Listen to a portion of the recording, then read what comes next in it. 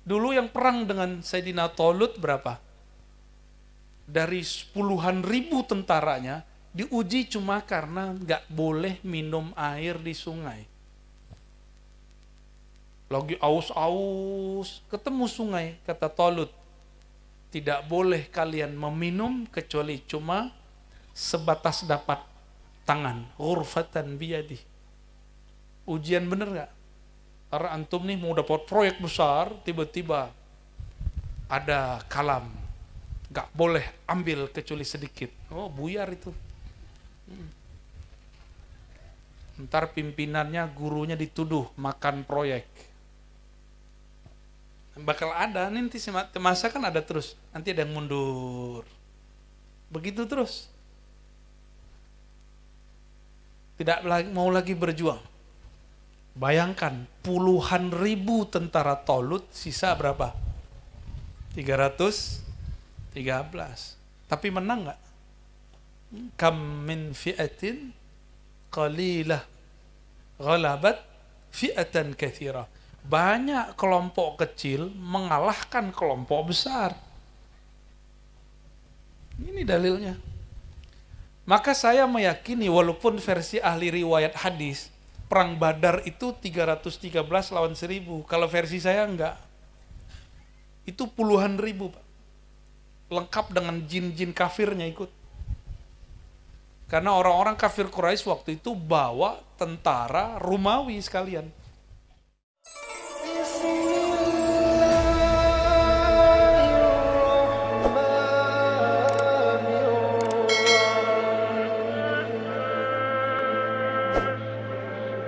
Assalamualaikum warahmatullahi wabarakatuh.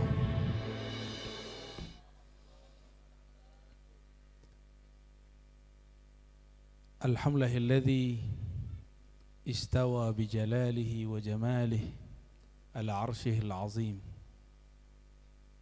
Walhamdulillahilladzi ja'alana min ummati sayyidina Muhammad sallallahu alaihi wasallam. Walhamdulillahilladzi abrazana fi akhiriz zaman. Asyhadu an la ilaha illallah wa asyhadu anna Muhammadan abduhu wa rasuluh. Allahumma salli wa sallim mubarik ala sayyidina Muhammad wa ala alihi wal mahdi khalifatihi wa sallim. Amma ba'du. Para kiai, para ajengan, para pengurus. Ini baru ya, apa namanya? Pelantikan. Beri pengantin semua nih. Para pengantin baru. Ranting apa namanya? Kecamatan Cikulur. Semoga semua diberkahi oleh Allah Subhanahu wa taala. Ada satu hadis yang sering kita dengar dari kiai-kiai kita dulu, ternyata hadisnya sahih, riwayat Imam Muslim. Baginda Nabi naik ke mimbar lalu berdoa, Ya Allah, la tahlik ummati bil jaw. Ya Allah, jangan hancurkan umatku karena kelaparan. Lalu diaminkan oleh Sayyidina Jibril.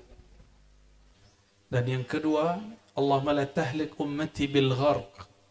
Ya Allah, jangan hancurkan umatku karena gharq. Bencana tenggelam. Baik tenggelam di bumi seperti Qarun ataupun tenggelam di laut. Tapi yang ketiga, Allahumma la tahlik ummati ba'duhum ba'dah. Ya Allah, jangan jadikan umatku rusak, saling pecah, saling serang menyerang, salah menyalahkan, bunuh membunuh, sesat menyesatkan satu sama lain. Tapi ternyata Sayyidina Jibril yang bolak-balik naik ke langit, yang setiap hari memandang Lauh Mahfuz, di situ ada catatan-catatan masa depan umat. Beliau tidak berani mengatakan amin. Dari situ tahulah kita bahwa tidak semua doa mesti diangkat. Namun Nabi Muhammad SAW mengerti kalau takdir itu kadang masih bisa digeser. Tapi ternyata takdir ini tidak bisa digeser. Takdir perpecahan umat itu tidak bisa digeser. Jangankan komunitas Nahdiyin dengan Muhammadiyah, Salafi, Jemaat Tabligh, Ikhwan Muslimin, sesama Nahdiyin pun berpecah. Benar gak?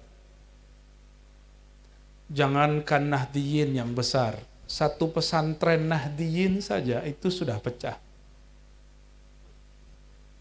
Jangankan satu pesantren, satu kelas pun kadang sudah berlainan. Ini sudah sunnatullah kepada kita. Maka jangan bermimpi untuk menyatukan umat, tapi bermimpilah mengislah umat, memperbaiki umat. Yang bisa menyatukan umat itu cuma dua sosok. Satu baginda Rasul SAW, yang kedua pewaris mutlaknya Al-Imam Al-Mahdi. Kita ini bukan Rasul, bukan juga Imam Mahdi. Maka jangan mimpi banyak-banyak. Gak usah terlalu galau dengan perpecahan ini. Ya, mungkin pada galau nih kayaknya ya. Yang grup Cirebon sama grup Jawa Tengah ya. Udahlah biasa aja. Saya setiap kali melihat perpecahan saya senyum. Sungguh benar engkau wahai Rasulullah.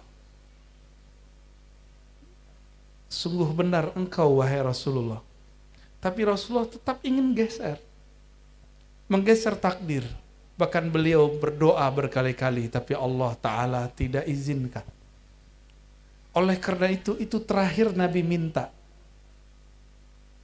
Nabi, iradahnya, kehendaknya harus takluk kepada iradah Allah.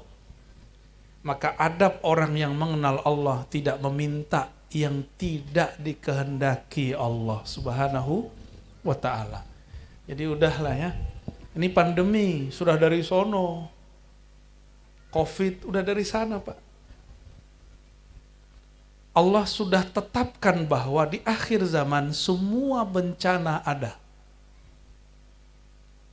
Apa maksiat dulu di zaman dahulu ada sekarang. Apa mara bahaya terjadi zaman sebelum Nabi Muhammad ada sekarang. Umat Nabi Lut ngapain? Apa dosa mereka? Jeruk makan jeruk kan? Di kalangan umat ini nambah lagi, bukan jeruk makan jeruk. Pisang, aduh Ustaz, dibunyiin. Semuanya ada sekarang. Jadi kita cukup ridho menjalani, lalu memilih menjadi kaum agen-agen rahmat Allah. Karena dalam Al-Quran dikatakan, semuanya pasti berpecah belah. Kecuali man rahima rabbuk atau man rahima rabbi. Kecuali yang dirahmati oleh Allah Subhanahu wa Ta'ala. Maka ada kata kunci di situ. Kelompok yang akan aman dari mara bahaya perpecahan. Kelompok yang di kolbunya hidup nur rahmat Allah. Rahmatullah itu adalah Rasulullah. Wa ma arsalnaka illa rahmatan lil alamin. Tidaklah kami utus engkau kecuali sebagai rahmat. Berarti rahmat bagi alam, rahmatullah. Apa arti rahmat? Kekasih tersayang Allah atau kasih sayangnya Allah. Maka tidak mungkin orang yang menjadi pewaris Nabi tapi mengajarkan kebencian kepada umatnya Nabi Sallallahu Alaihi Wasallam. Jadi nanti saksikan aja Pak, mau di NU, mau di Muhammadiyah, mau di kelompok apa saja, jika di kolbunya ada rahmatullah, maka kelompok ini pasti selamat. Kelompok ini nggak akan baperan. Kelompok ini nggak akan tersinggungan. Kelompok ini tahan banting. Dia tidak akan mundur cuma karena perpecahan sedikit. Ini gesekan dikit, saya mundur aja deh. Nggak begitu. Ini baru jadi ranting kan? Ntar kalau antum jadi pucuk lebih gawat lagi. Lebih gawat lagi. Apalagi masuk ke alam baru namanya YouTube. Nggak kuat-kuat telinga. Telinga nggak bisa ditebelin, Pak. Cuma kolbu yang bisa ditebalkan. Dengan apa menebalkan kolbu? Dengan rahmatullah. Dengan memasukkan rahmat Allah. Itulah yang disebut Nur Muhammad sallallahu alaihi wasallam. Jadi kajian Nur Muhammad itu bukan sekedar kajian-kajian ngarang. Orang yang di kolbunya ada Nur Muhammad sallallahu alaihi wasallam, berarti di kolbunya ada nur cahaya kasih sayang. Kami dulu kalau belajar hadis ke guru manapun, ketemu Habib Ali Al-Jufri, ketemu Tuan Guru Syekh Wildan, lama di Mekah, ketemu Syekh Ahmad Marwazi, orang Betawi 12 tahun di Mekah, ketemu Syekh Amin, orang Libanon, ketemu orang-orang Yaman, ketemu orang Mesir, semua memulai kajian dengan irhamu man fil ard, irhamkum man fis sama. Sayangi makhluk di bumi. Mau dia mukmin, mau dia kafir, mau dia muslim, mau non muslim, sayangi. Ini jangankan non muslim, sesama muslim aja dineraka-nerakakan. Ya, udah mulai ya? Udah mulai nak? Yang paling santai kan kaum sarungan. Iya. Punya sarung nggak nih? Biasanya saya nggak sarungan. Ya. Semenjak pandemi inilah menjadi santri sarungan. Dulu pakai levis gitu Pak, sama pakai jin, malaikat aja enggak. Berkah pandemi, jadi utuh nyantrinya. Ya. Dulu gengsi pakai sarung. Tapi waktu ke kampus pakai sarung, dikira kita mau minta proposal. Ya, diusir saya sama security-nya. Ya. Alhamdulillah, ya bisa nyamar lah dikit-dikit. Bapak Ibu yang dimuliakan Allah, jamaah, para kiai, para ajengan, umarok kami, ulama kami.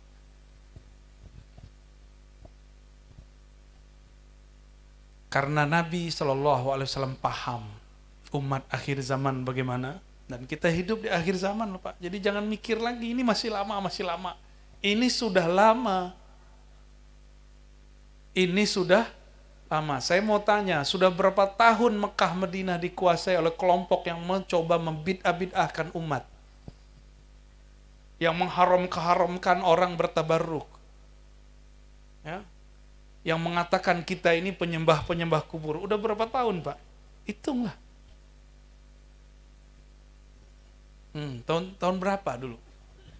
NU dibangun tahun berapa? 1926. Turki Utsmani runtuh 1924. Tapi Mekah Madinah belum dikuasai. Mekah Madinah baru dikuasai tahun 1933. Ketika kerajaan Hashimiyah kalah. Kenapa? Karena keluarga Suud dibantu oleh Inggris. Dibantu persenjataannya oleh Inggris. Dulu Inggris ini kaki dua Pak dulu. Kolonial ya, bukan Inggris yang sekarang. Kolonial Inggris ini dulu kakinya dua. Jadi dia punya orang di Sultan Hashim, punya orang di keturunan Suud. Setelah kemudian dikaji oleh mata-matanya, mereka bilang keluarga Hashim gak bisa diatur. Yang bisa kita setir ini keluarga Suud. Udah kasih dana, kasih senjata. Dan berhasil, takluklah 1933, total Mekah Madinah dikuasai oleh kelompok yang mereka menyebut kita sebagai penyembah kubur. Ini bau-bau kuburion ini kan? La hadrati la hadrati la hadrati la rohiyah. Ini lidahnya kan kelihatan nih. Bau-bau kubur semua ini.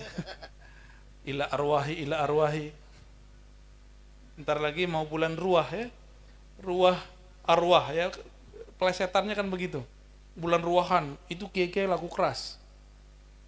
Proyek.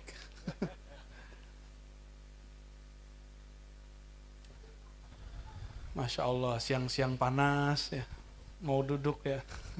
Moga diberkahi Allah Bapak Ibu ya. Kalau bukanlah karena kita cinta, tentu kita nggak mau duduk ya. Ini panas-panas Bu. Ntar bedaknya habis loh Bu, luntur. Semoga anginnya sepoi-sepoi ya. Ini panitia udah percaya sama malaikat angin, semoga nanti jadi AC. Allahumma sholli ala Sayyidina Muhammad. Maka Nabi mengabarkan hadis yang masyhur, sataftariku ummati ala 73 firqah. Umatku akan terpecah menjadi 73 golongan. Ini hadis diperebutkan orang ini. NU nare, ya. Muhammadiyah ambil. Salafi Wahabi ambil. Hizbut Tahrir ambil juga. Semuanya ambil. Apalagi saya. Semuanya masuk neraka. Ini kan gawat. Kulluha finnar illa firqatan wahidah. Semua masuk neraka. Pasti kecuali satu. Maka pasti setiap kelompok ingin menyebut dirinya kelompok itu. Lalu ditanya Rasulullah SAW, siapa kelompok yang satu wahai baginda Rasul? Dijawab oleh beliau, ma ana alaihi wa ashabi. Kelompok yang ana alaihi, akulah yang jadi imamnya. Wa ashabi, karena mereka tidak bertemu aku, mereka mengikuti ashab. Ashab jamak dari sahabat, sahib. Sahabat ada berapa? Ada berapa banyak sahabat? Sahabat Nabi, bukan sahabat antum di Facebook. Di Facebook kalau 5.000 udah gak bisa ya? Buat baru ya? Kalau di WhatsApp ada grup? Oh, tuh kan ahli WhatsApp semua. Sekarang ini bukan ahlul kitab lagi, ahlu wajhil kitab. Facebook. Wajhu, face, kitab, book, wajhul kitab. Ya, punya semua ya. Ya, saya nggak punya Pak, dulu punya, ya, tapi wajahnya udah hilang, tinggal booknya. Alhamdulillah, antum masih baca mukanya kan? Nabi mengatakan yang ikut aku berarti ketemu Nabi. Mesti ketemu Nabi. Ada nggak kelompok orang NU ketemu Nabi nggak? Antum ketemu Nabi nggak? Jenggotnya lumayan tuh. Ini ajib ini orang NU berjenggot ini. Nah itu 1, 2. Ya. Ya. Biasanya nggak ada tuh, kiai-kiai nggak ada, jenggotnya dikit. Ya. Jangan-jangan antum nyamar lagi. Saya ketemu kawan saya, mantan Wahabi, orang Mesir, ahli qiraat. Kata dia, aswaja dan sufi di Mesir anti jenggot katanya. Kalau kita nggak anti jenggot, anti jenglot. Makanya curiga ini jenggotnya nih. Besok-besok bisa dipotong ini. Jangan dipotong, lanjut ya. Kalau bisa lebih panjang. Kalau di kampung saya, orang berjenggot itu dukun dulu. Jadi kiai-kiai nggak mau berjenggot karena takut disebut uskun, ustadz plus dukun, ada maharnya biasanya. Alhamdulillah, saya berjenggot tapi nggak di kampung, jadi aman, nggak disebut uskun, disebut us-us aja, ustadz-ustadz. Nabi mengatakan yang ikut aku langsung atau ikut sahabat-sahabatku. Jumlah sahabat berapa? Berapa jumlah sahabat, Ibu? Hah? Nggak tahu. 4. Dikit amat. Ashabi, jumlah sahabat Nabi 124.000. Berapanya? 100. Dari 124.000 yang berfatwa nggak nyampe 100. Yang ngajar banyak. Tapi yang berani berfatwa nggak sampai 100 orang. Nggak nyampe 100. Dari semua itu, paling cuma 25 sahabat yang betul-betul mujtahid, mutlak.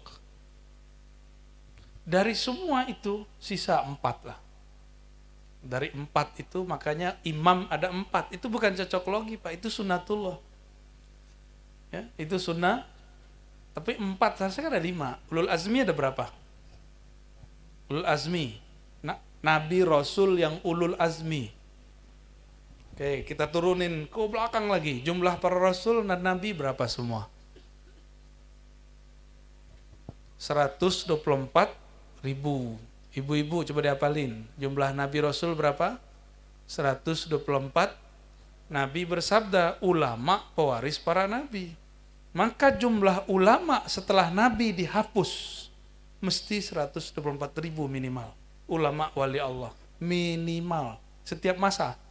Karena Nabi-Nabi ini dia lagi mencari siapa yang akan menjadi pewarisnya. Ini wadahnya cukup nggak? Ya. Jadi ruhaniyah, arwah-arwah para Rasul, para Nabi itu lagi cari siapa yang berhak menjadi pewarisnya. Al-ulama warathatul anbiya. Dalam Islam tidak ada reinkarnasi, yang ada waris. Waris rohani. Kalau reinkarnasi, jiwanya mati, lahir lagi, jiwanya mati, lahir lagi. Sampai moksa. Tapi kalau dalam ilmu ma'rifatullah, ruh bukan jiwa. Ruh itu tidak pernah mati. Sampai dia wusul kepada Allah Subhanahu wa ta'ala. Dan wusul terakhir di akhir zaman ini. Zaman kita. Jumlah Nabi berapa tadi? 124 ribu. Ini ngajinya nggak pakai ketawa-ketawa ya Bapak Ibu ya. Agak serius sedikit. Karena pelantikan ranting. Biar serius sekalian jalan. Ya, biar kalau antum metakan kerja, itu nggak main-main lagi. Ya. Jangan main-main. Bukan nyari proyek nih, bukan. Ya. Kita ini sedang berjuang. Juang bahasa Arabnya jihad. Walaupun sarungan ini kan jihadnya harus kuat. Ini jihad masa jihad pra-arbi, ya, pra-kital. Jihad pra-perang. Jihad apa ini? Nah ini yang paling berat sebenarnya jihad sekarang. Karena jihad melawan diri sendiri. Jihadun nafs. Ya, ini paling berat. 124 ribu yang jadi Rasul berapa? 313. Coba, nggak ada yang cocok logi. Ahlul Badar yang berjuang bersama Nabi waktu perang Badar berapa jumlahnya? 313. Dulu yang perang dengan Sayyidina Talut berapa? Dari puluhan ribu tentaranya diuji cuma karena nggak boleh minum air di sungai. Lagi aus-aus, ketemu sungai, kata Talut, tidak boleh kalian meminum kecuali cuma sebatas dapat tangan. Ghurfatan biyadi. Ujian bener gak? Karena antum nih mau dapat proyek besar, tiba-tiba ada kalam. Gak boleh ambil kecuali sedikit. Oh buyar itu. Ntar pimpinannya, gurunya dituduh makan proyek. Bakal ada, nanti masa kan ada terus. Nanti ada yang mundur. Begitu terus. Tidak mau lagi berjuang. Bayangkan, puluhan ribu tentara Talut, sisa berapa? 313. Tapi menang gak? Kam min fi'atin qalilah ghalabat fi'atan katsirah. Banyak kelompok kecil mengalahkan kelompok besar. Ini dalilnya. Maka saya meyakini walaupun versi ahli riwayat hadis, perang Badar itu 313 lawan 1000. Kalau versi saya enggak. Itu puluhan ribu, Pak. Lengkap dengan jin-jin kafirnya ikut. Karena orang-orang kafir Quraisy waktu itu bawa tentara Romawi sekalian. Tapi itu nggak disebut ya. Jarang disebut orang. Karena ini cuma gerakan yang berulang. Hanya gerakan yang terulang, sejarah yang terulang kembali. Maksud saya sederhana. Di Indonesia, pergerakan keagamaan terbesar, ya organisasi antum inilah. Nahdlatul Ulama. Tapi jangan tertipu dengan jumlah. Itu maksud saya. Ya. Dan bersyukur Nahdiyin, Nahdlatul Ulama itu dibangun oleh seorang wali dan teman-temannya para wali.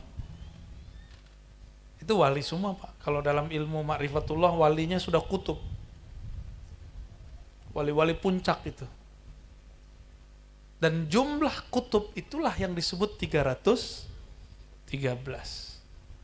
Jadi Al-Badr, orang yang ikut perang Badar 313 itu wali kutub semua.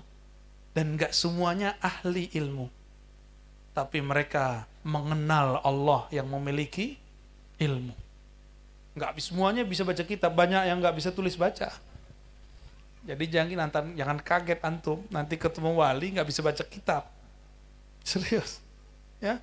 Banyak kiai terhalang jadi wali karena dia baca kitabnya pinter. Akhirnya menurut dia, wali itu harus sesuai dengan kitab. Padahal kewalian sudah ada sebelum kitab itu ditulis.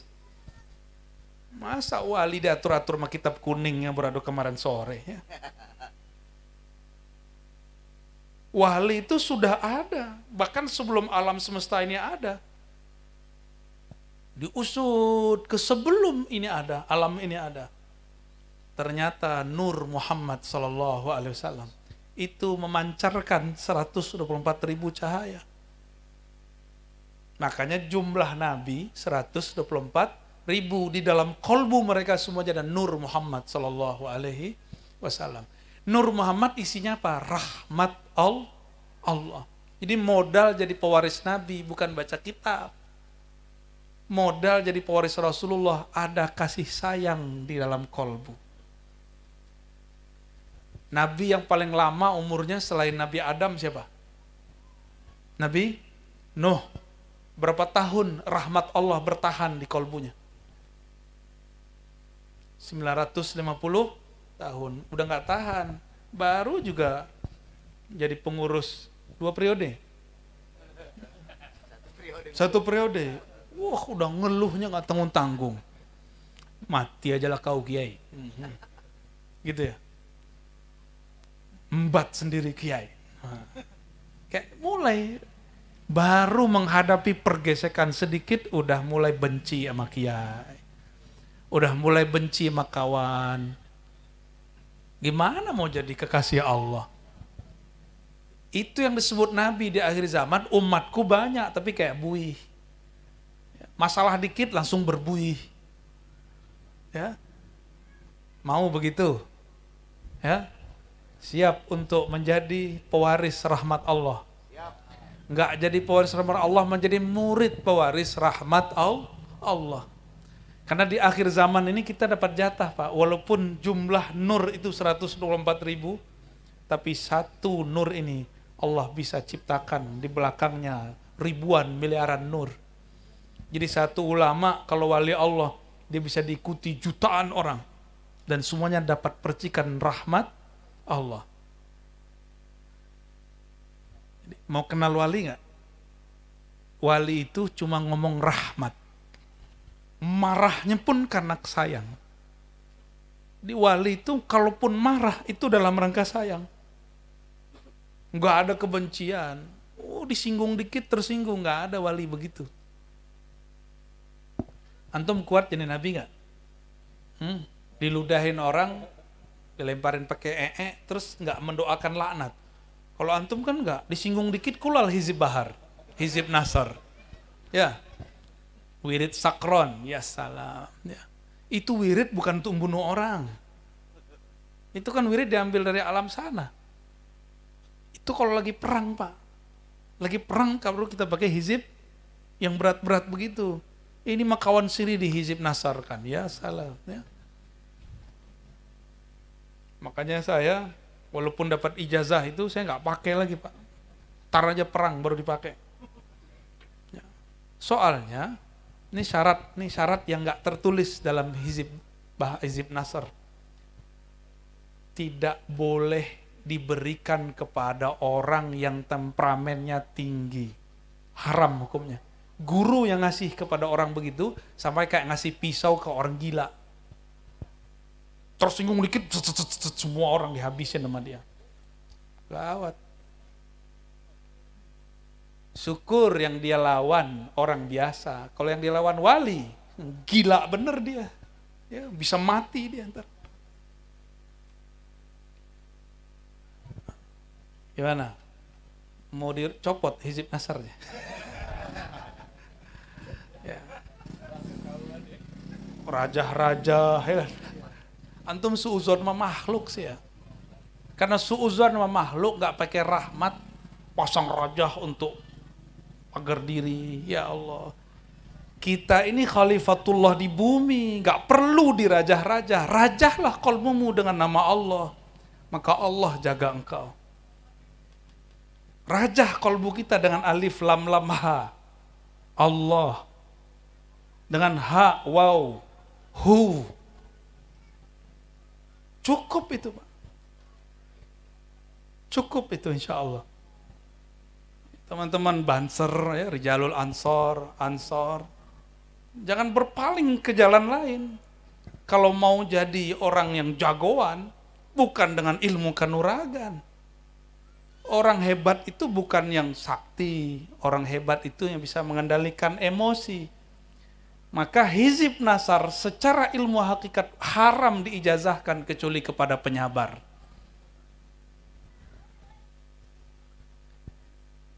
Dalam kitab Lataiful Minan, Imam Al-Arif Billah Ibnu Athaillah Sekandari, wali kutub di zamannya,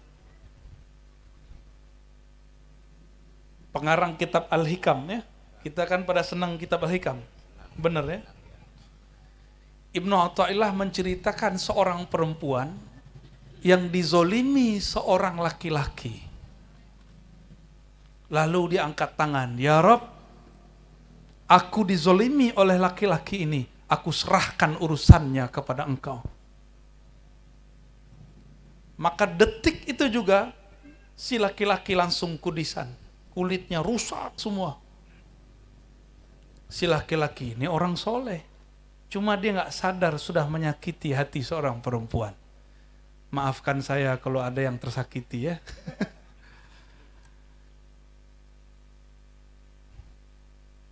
Berobatlah ke semua orang. Nggak ada kiai yang bisa menyembuhkan. Ternyata berkecamuk dia. Ada ahli kitab, seorang rahib bukan muslim, tapi kasyaf. Ini membingungkan ini. Ini kasyaf apa ini? Ya. Rahib di tengah hutan, belum kena dakwah dia. Kata orang kalau datang ke si rahib, penyakit ente sembuh. Akhirnya datanglah si kiai muda ini kepada si rahib, yang sudah kudisan sepenuh badannya. Apa kata si rahib? Selama ini aku mengobati orang, baru ini yang tidak bisa aku sembuhkan. Terus dia berpikir, wahai anak muda, dia nggak tahu klinik kiai ya. Pernahkah engkau menzolimi, mencelakai, bukan cuma nyakitin hati nggak masalah ya. Ini mencelakai semuanya. Seorang manusia. Dia ingat-ingat. Setelah ada setengah jam baru dia, betul Tuan Rahib, aku pernah menzolimi seorang wanita. Lalu sang kiai ngomong, sebutkan namanya siapa? Si rahib ya. Namanya siapa, di mana tinggalnya? Karena dia bukan muslim, tapi dia tahu cara berdoa kepada pemilik alam semesta. Jadi yang bisa berdoa kepada Allah bukan hanya muslim. Non-muslim juga ada yang doa dengan cara-cara dia sendiri. Disebutkanlah alamatnya, orangnya. Maka Tuan Rahib bilang, kamu tinggal di sini, saya cari orangnya. Wah, ini benar-benar orang hebat ini. Kasyafnya luar biasa. Sampailah di tempat si perempuan. Ngobrol-ngobrol. Karena perempuan suka curhat, ditanyalah sama si rahib. Wahai Ananda, kamu dulu pernah dizolimi si fulan ya? Lah, kenapa Tuan Rahib tahu? Terlihat dari wajahmu, Neng. Luar biasa. Terus, tahu nggak kamu sekarang? Dia itu lebih gila lagi sekarang. Dia menzolimi sekian perempuan. Serius. Naiklah emosi si perempuan. Kemudian diangkat doa. Ya Allah, aku tidak ridho kepada orang itu. Hancurkan dia sekarang juga. Emosi dia. Ini si perempuan emosi. Tapi bedanya, kalau tadi doanya gimana? Ya Allah, aku serahkan pembalasannya kepada Engkau. Kalau sekarang, hancurin ya Allah. Gitu. Itu beda kan? Jadi sekarang dia doa pakai nafsunya. Detik itu juga semua kudis yang ada pada orang kiai muda itu kering. Langsung kering, Pak. Usut punya usut ada sebuah hadis. Ternyata hadis ini sudah diketahui oleh umat terdahulu. Sampailah pada si rahib. Salah sudah awat mustajabah. 3 doa yang pasti diijabah. Tahu kan? Pertama apa? As-saim hatta yuftir. Orang puasa sampai berbuka. Si rahib sepanjang umurnya puasa. Makanya doa dia mustajab walaupun dia non muslim. Puasa masih zaman ala Nabi Isa dia. Yang kedua, apa yang kedua? Shaim yuftir. Imamun adil. Imam yang adil. Jadi imam yang adil itu wali, Pak. Pemimpin yang adil, wiridnya bukan baca hizib nasar, wirid atos. Ya. Atos sudah itu. Wiridnya orang yang memimpin negeri, memimpin masyarakat, dia berlaku adil dan amanah. Itu wirid lebih berat daripada duduk 2 jam di atas sejadah. Itu lebih berat tuh ya. Lalu yang ketiga, doaul mazlum.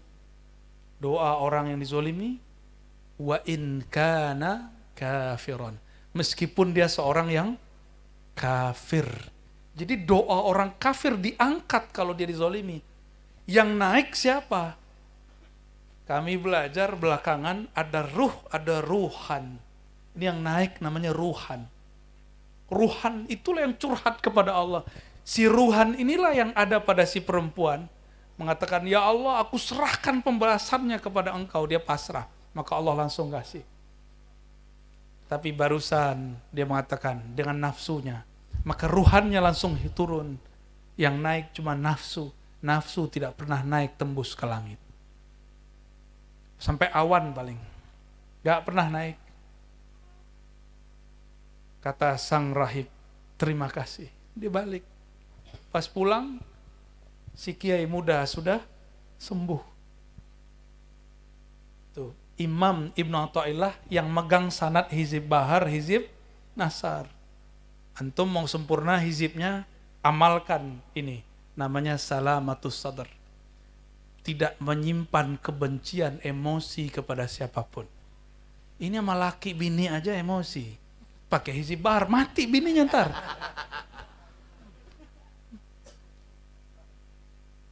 Punya murid, bacaannya hizib nasar. Waktu marah sama muridnya, melayanglah itu penghapus.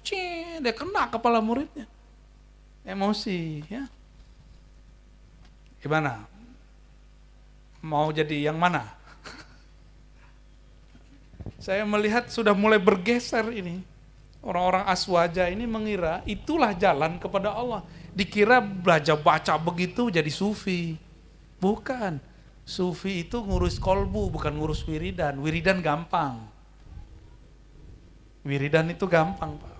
Tadi saya diskusi dengan Kiai Nurul, di tepi saungnya itu kita diskusi. Malam tadi kata beliau, kami habis baca kitab Al-Azkar. Nabi punya istri pasangan, itu wiridan 4.000 biji. Dari pagi subuh sampai duha baru kelar. Keren gak tuh? Tapi Nabi bilang apa? Maukah kamu zikir yang lebih cepat dari itu, baca sekali sama dengan zikir 4.000? Begitu Nabi ngasih clue-cluenya. Jadi kalau wiridan, iblis lebih lama dari kita. Saya udah sering cerita, iblis itu disebutkan oleh Imam At-Tabari 80.000 berwirid dengan wirid malaikat-malaikat di langit dan malaikat penjaga surga. Semua asma yang ada di langit dan di surga dia punya. Cuma satu yang dia nggak punya. Solawat kepada Sayyid Rahmatan lil Alamin. Penghulu yang di dalam dirinya ada rahmat kepada alam semesta. Itu yang nggak ada di kolbunya. Coba, kalau baca hizib nasar gimana Pak? Fa'ahlikhum gitu, wa baddid syamlahum, wa farrik jam'ahum. Waduh, kayaknya kesel bener tuh. Wah, tuh, aneh ngetes doang. Ternyata bener pengamal. Bener ya? Antum boleh pakai itu pas perang nanti. Oh sekarang udah perang, belum perang itu. Belum perang yang itu. Kata Imam Abdul Hasan Syazili, seandainya orang di Baghdad baca hizib nasar, Tatar, kelompok Bani Tatar, atau orang-orang Mughal, tidak akan sanggup menaklukkan Baghdad. Jadi di Baghdad banyak ulama, tapi mereka sudah tidak ada yang memagar negeri, yang ada cuma magar diri sendiri. Mereka udah sibuk dengan urusan politik, diskusi, ilmu ma'rifat tertinggal. Kata beliau, ya, siapa yang membaca hizib kami, falahu malana. Yang baca hizib kami, wirid kami, maka dia dapat yang kami dapatkan. Puncak hizib Imam Abdul Hasan Syazili bukan hizib nasar, tapi hizib al-bar. Kalau itu antum mau saya ijazahkan siang ini juga. Ya. Itu isinya dari awal sampai akhir makom rohani. Ya, minimal sekali sepekan diamalkan. Ya, panjang soalnya. Tapi harus ada kiai yang menjelaskan maknanya. Jadi setiap selesai ngaji jelaskan satu jumlahnya. Satu fakarahnya. Apa maknanya ini? Mau? Serius? Serius. Ya. Tapi enggak semuanya serius. Ya. Di depan saya enggak semuanya serius. Ya. Di depan saya ada yang sudah punya, jadi enggak usah lah ya. Masa sumur datang ke? Sumur datang ke mana? Yang benar orang datang ke sumur atau sumur yang jalan-jalan?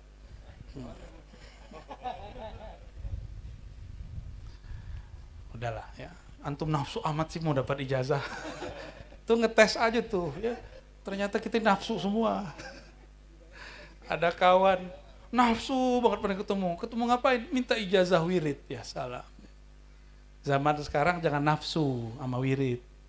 Kita itu sekarang yang dicari, yang Nabi sebut itu. Maukah kamu aku tunjukkan zikir kalau kamu baca sama dengan 4.000. Sama kayak zikir dari pagi sampai duha. Tapi kawan kita gagal paham juga, yang dia pahami cuma bacaannya, bukan ma'rifatnya. Subhanallah adada ma khalaqa fis sama. Gitu kan?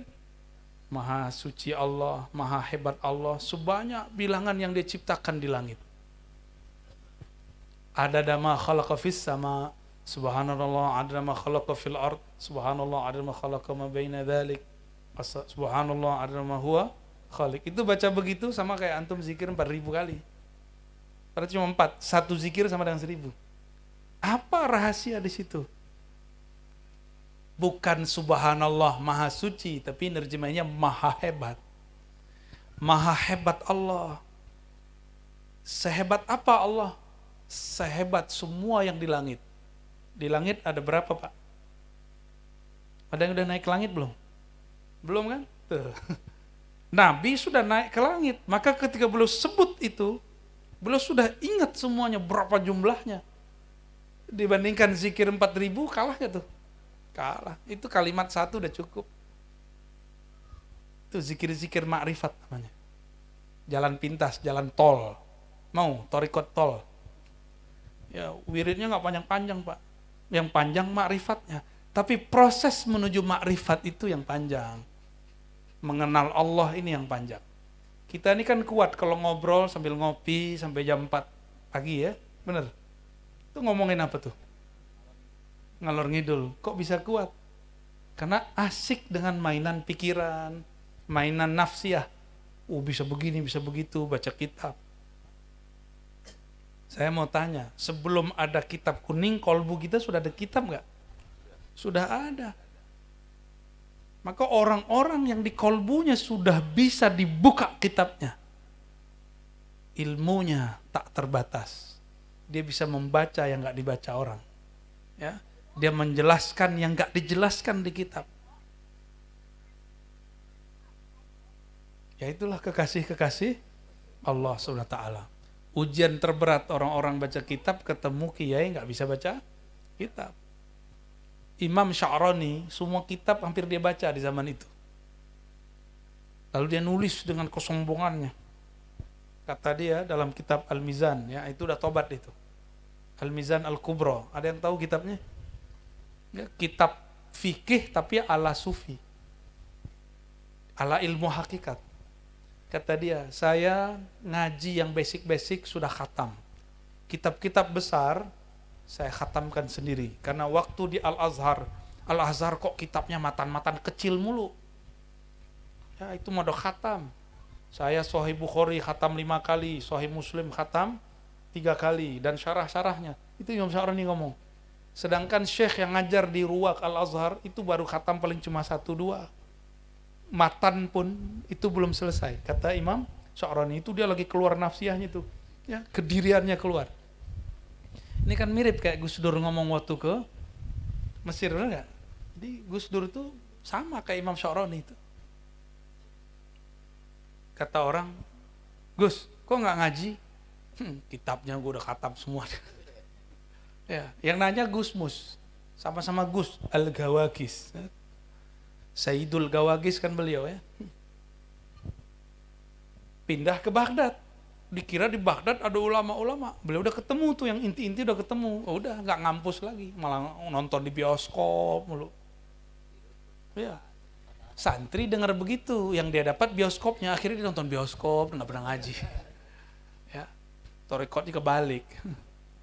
Gus Dur begitu khatam kitab. Ya, bisa beberapa bahasa. Jadi santri-santri diceritain perihal Gus Dur bisa oleng. Ya, salah paham. Kata kawan saya, itu ada Gus tuh, nggak pernah baca kitab. Tapi kalau ditanya Kiai bisa jawab. Kalau malam-malam kerjanya nge-game, YouTube mulu. Itu dulu waktu kita kuliah. Sama kawan, dicoba sama dia begitu.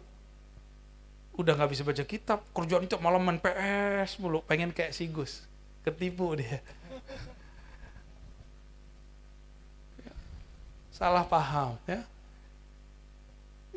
Dia nggak tahu masa lalu seseorang. Maka Imam Abu Yazid mengatakan, seandainya murid-murid melihat kondisi kami saat ini, tazandaku, mereka akan menjadi zindik. Dikira jadi wali cukup ngopi-ngopi. Ya salah. Dikira jadi wali cukup nongkrong.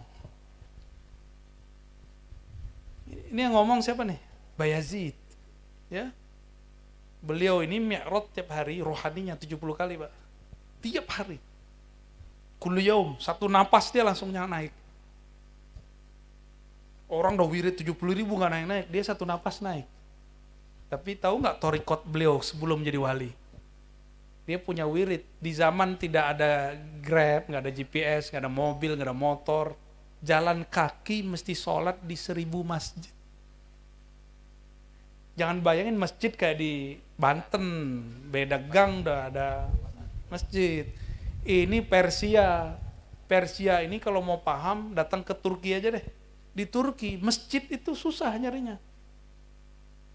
jalan, ntar baru ada masjid lagi di sono.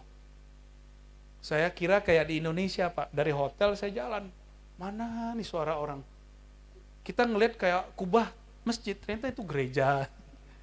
Jadi di sana itu tradisi rumah ibadah mesti pakai kubah, walaupun bukan non muslim.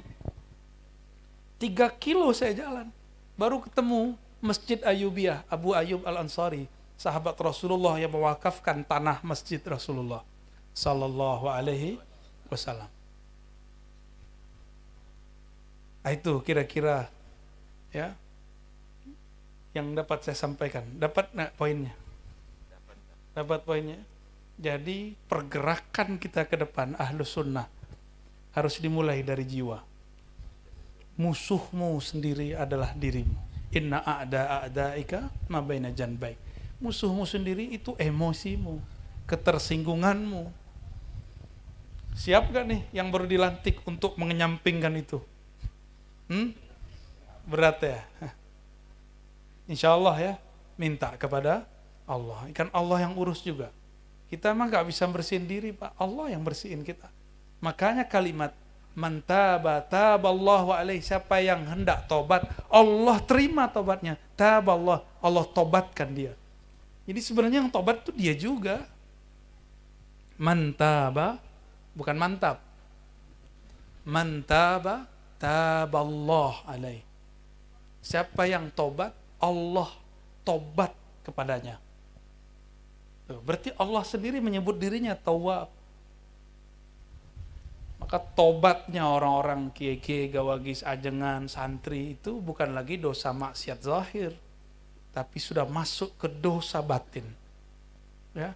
Jadi kita ini kalau habis sholat, istighfar itu bukan lagi dari dosa mata jelalatan, ya, itu dimaklumi. Ya. Tapi dari kolbu yang jelalatan. Ini yang berat. Kolbu yang, aduh, begitulah sulit untuk diceritakannya. Nggak cukup, hari udah panas. Bapak Ibu yang makan Allah, Allah maha hebat. Walaupun tubuh fisik ini terasa panas, tapi kalau sudah asik ngomong ilmu, lupa kalau matahari panas. Saya ingetin Pak, mataharinya panas. Biar kembali lagi. Iya. Biar sadar. Cukup ya? Apa lagi? Ya udah, saya kasih satu clue aja deh ya. Inti Hizib Bahar di mana? Nih oleh-oleh buat antum. Inti Hizib Bahar ada di lafaz pertama. Coba baca lafaz pertamanya. Allahumma ya alim, ya azim, ya halim, anta rabbi wa ilmuka hasbi. Coba diterjemah. Ya alim, wahai yang maha mengetahui. Apa yang dia ketahui, apa yang bakal kita minta. Apa yang kita perlukan dalam berjuang, Allah sudah tahu belum? Terus masih perlu minta gak? Hah? Salam dulu kita ya. Kalau kita berdoa, niatnya ngasih tahu Allah, kurang ajar gak? Gak sopan. Gak sopan. Dan banyak kiai gak sopan sama Allah. Dia lupa kalau Allah itu nggak pernah lupa. Allah pernah lupa nggak? Kalau Allah lupa bukan Allah namanya, ya. Sebelum saya minta, sebelum saya ada, sebelum saya lahir, sebelum kita ini tercipta, Allah sudah tahu belum kita punya hajat apa? Bahkan doa yang mau kita baca apa Allah udah tahu belum? Itulah inti Hizib Bahar. Itulah bahrun sebenarnya. Lautan ma'rifat sebenarnya di situ. Maka Imam Abul Hasan Sazili mengatakan, Allahumma ya alim, ya azim, engkau maha agung. Agung di situ yang pantas dihormati, yang pantas ditakzimi. Kami sungkan kepada engkau ya Allah. Sungkan minta. Maka beliau lafazkan lagi. Ilmuka hasbi. Allahumma ya alim, ya azim, ya halim, yang maha santun. Yang santun itu yang membantu sebelum hambanya meminta. Itu halim itu. Yang memberi sebelum hambanya kemudian mengangkat tangan. Itu halim namanya. Jadi bukan hanya santun-santun bahasa anak muda santuy. Ya, itu halim, Pak. Betapa halimnya Allah. Lagi butuh, tahu ada aja rezeki datang tuh halim tuh. Dengan helmnya lah Allah kemudian berinteraksi dengan kekasih-kekasihnya. Dan siapa yang pernah merasakan ini pasti tersentuh. Pasti dia terkenang, waduh ya Allah engkau baik sekali. Ya halim. Betapa baiknya Allah, maka dia malu. Cukup dikatakan, Anta Rabbi, engkaulah yang mencipta aku. Engkau lebih tahu urusanku. Wa ilmuka hasbi, pengetahuanmu mencakup pengetahuanku. Pengetahuan engkau dulu, sekarang, nanti, sudah cukup ya Allah apa yang aku mau. Itu tuh paling inti, Pak. Dan yang paling berat di ayat yang dibaca di bagian kedua tuh ya. Wa idzibtuliyal mu'minun wa zulzilu zilzalan syadida. Ini paling berat. Ini ayat kita berjuang. Coba diulang ayatnya. Wa idzibtuliyal mu'minun.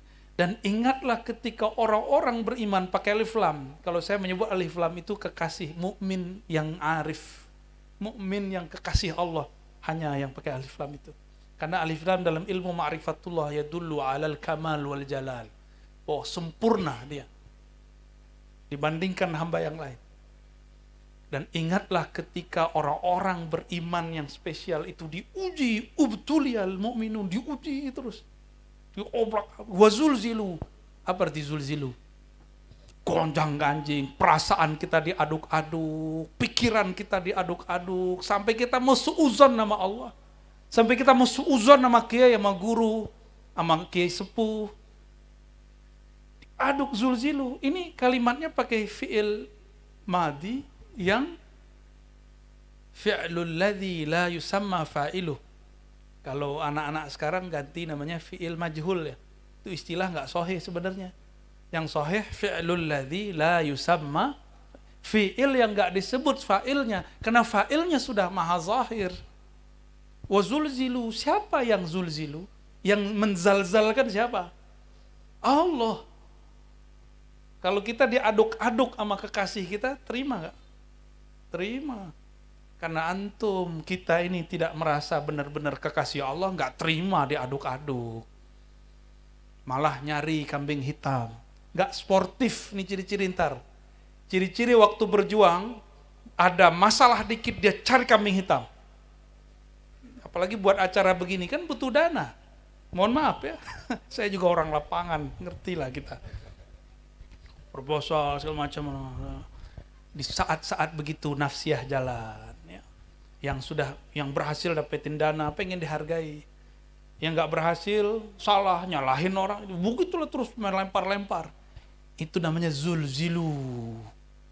Maka ciri-ciri orang-orang yang tidak berhasil, nanti dia ngomong wayakul, dan berkata orang-orang yang di kolbunya ada marad, allazina fi qulubihim maradun, yang di kolbunya ada penyakit. Ma wa'adana Allah, ma wa'adallahu illa urura. Yang Allah janjikan itu bohong. Allah ini kayaknya nggak bener ini. Kayaknya perjuangan ini. Maka disitulah mereka mulai mundur. Buat yang baru. Ya. Nanti buat yang baru. Ranting baru ntar. Ya. Rantingan. Cabang baru. PB baru, hati ntar tuh. Itu karena nggak tahan goncangan itu. Saya yakin benar yang mendirikan Nahdlatul Ulama itu wali-wali Allah. Karena Hadratus Syekh Hasyim Asy'ari murid dari Al-Qutub Al-Kabir Syekhana Khalil. Muridnya kutub ya kutub. Ini yang benar-benar murid. Selebihnya ada yang cuma ngambil berkah. Ada yang murid separuh-separuh, makanya murid-muridnya nggak semua jadi wali kutub. Ini jarang dibahasakan orang, Pak. Dari semua wali-wali di Jawa Madura, yang kelas rohaninya hampir bisa menyamai, bahkan bisa ya sepadan dengan Sunan Kalijaga, itulah Syekh Khalil. Jadi sudah lama tuh wali-wali Allah tuh nggak ada yang sehebat Syekhana Khalid.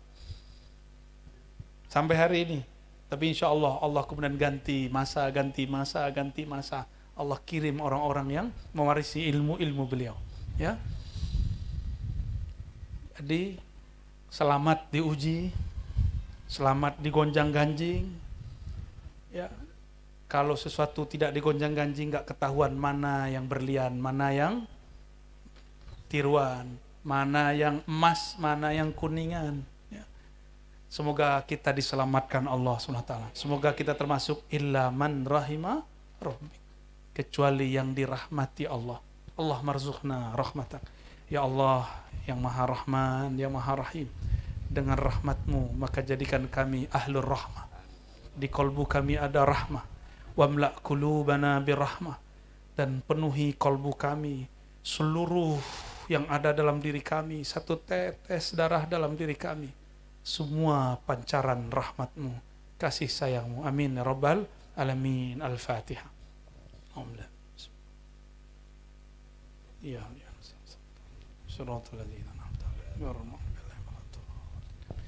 lebih kurang itu yang dapat saya sampaikan. Mohon maaf menggurui karena disuruh jadi guru kan.